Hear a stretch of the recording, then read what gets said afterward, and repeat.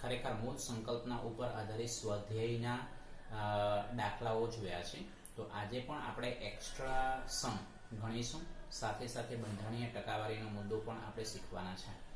તો પહેલા standard and temperature and pressure, જેને પ્રમાણભૂત તાપમાન અને દબાણ કહેવાય છે, બરાબર છે, એ મુદ્દો બસ આગળ જતા પણ આપણે શીખવાના છે. 273 કેલ્વિન તાપમાન અને 1 બાર દબાણ, જેને પ્રમાણભૂત તાપમાન અને દબાણ એટલે કે STP કહેવાય છે.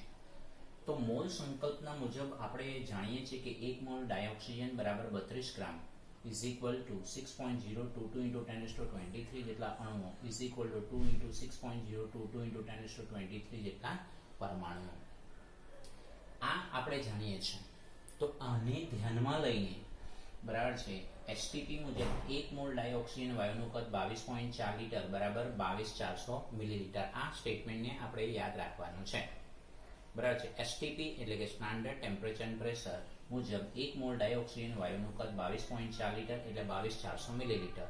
એનો મતલબ એમ થઈ ગયું કે અહીં ડાયોક્સિજન વાયુને બદલે તમે ડાયહાઇડ્રોજન, ડાયક્લોરિન વાયુ, સલ્ફર ડાયોક્સાઇડ, ઓઝોન વાયુ, આવું કોઈ પણ વાયુ લઈ શકો. તો આના બરાબર તમે શું લખી શકો? 6.022 into 10⁻23 ઓક્સિજનના અણુઓ. એનો મતલબ એવો થયો કે એવોગેડ્રો નંબર ધરાવતા ઓક્સિજનના અણુઓનું STP એ કદ 22.4 લીટર છે. એવોગેડ્રો નંબર ધરાવતા ઓક્સિજનના અણુઓનું STP એ કદ 22400 મિલીલીટર છે. 2 × 6.022 into 10⁻23 જેટલા પરમાણુઓ. એનો મતલબ એવું થઈ ગયો કે 2 એવોગેડ્રો નંબર ધરાવતા ઓક્સિજનના પરમાણુઓનું STP એ કદ 22.4 લીટર છે અથવા 22400 મિલીલીટર છે. અને 32 ગ્રામ ડાયઓક્સિજન વાયુનું STP એ કદ 22.4 લીટર છે એટલે 22400 મિલીલીટર છે, બરાબર છે. તો આ મુદ્દો સૌથી અગત્યનો છે ને એ તમારે ધ્યાનમાં રાખવાનો છે. તો એના ઉપર આધારિત કેટલાક દાખલાઓને સમજીએ. તો એમાંનું પહેલું છે STP એ 11200 મિલીલીટર ઓક્સિજન વાયુનું કદ ધરાવતો ઓક્સિજનના મોલ કેટલા? રાઈટ. તો આપણે જાણીએ છીએ કે STP એ 22400 મિલીલીટર ઓક્સિજન વાયુનું STP એ કદ કેટલું છે? 22400 મિલીલીટર કદ ધરાવતો ઓક્સિજનનો કેટલો મોલ હોય? 1 જ મોલ હોય. તો 11200 એ કેટલા? ત્રિરાશિ સિમ્પલ પદ છે એટલે આપણને 0.5 મોલ ડાયોક્સિજન આપણને પ્રાપ્ત થતા જોવા મળે. બીજો છે ક્વેશ્ચન, STP એ 64 ગ્રામ ડાયોક્સિજન વાયુનું કદ કેટલા લીટર છે? બરાબર છે. તો STP એ 32 ગ્રામ ડાયોક્સિજન વાયુનું કદ કેટલું છે? 22.4 લીટર છે. તો 64 ગ્રામ ડાયોક્સિજન વાયુનું કદ કેટલું થાય? તો 22.4 ગુણ્યા 64/32 એટલે 44.8 લીટર આપણને મળે.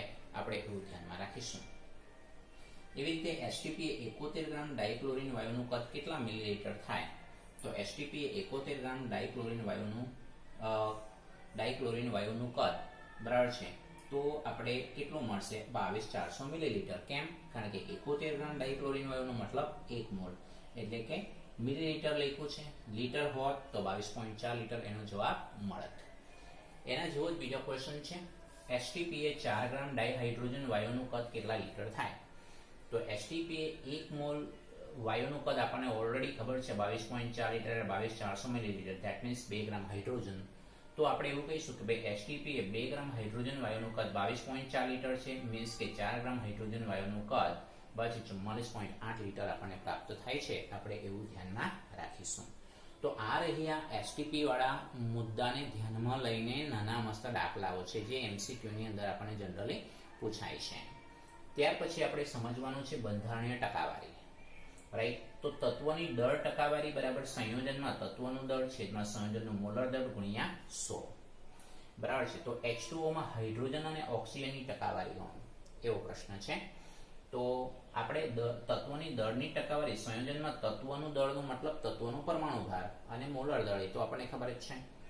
તો H2O માં હાઇડ્રોજન અને ઓક્સિજનની ટકાવારી તમારે જો ગણવી હોય તો પહેલા H2O નું મોલર દળ ગણવું પડે. જેમ આપણે આણ્વીય દળ ગણીએ છીએ એ જ તમારું મોલર દળ થશે. ફરક એટલો છે કે H2O નું મોલર દળ 18 ગ્રામ પ્રતિ મોલ આપણને મળે.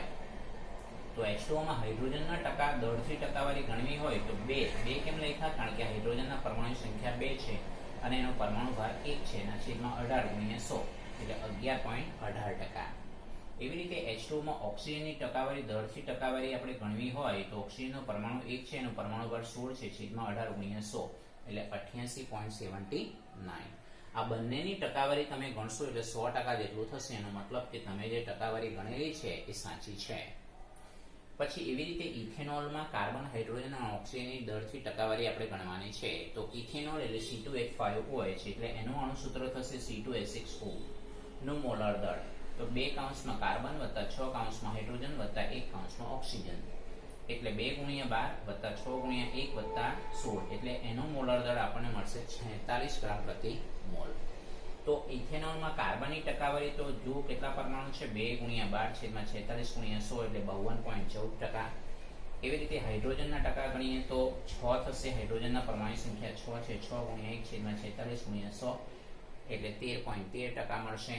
અને ઓક્સિજનની ટકાવારી ગણીએ તો 1 × 16 46 × 100 એટલે 34.73%. તો આ ત્રણની ટકાવારી આપણે ટોટલ મારીએ તો 100 જેટલું થશે.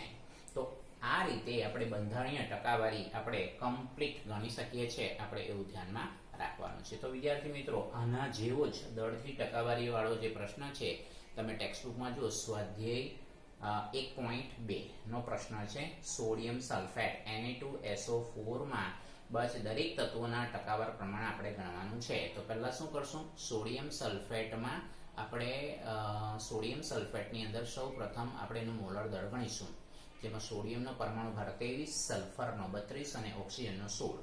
એનો મોલર દળ શોધીને પછી આ પ્રમાણે આપણે ગણીશું. તો એ તમારે હોમવર્કની અંદર બસ વર્ક કરવાનું છે. Okay, thank you very much.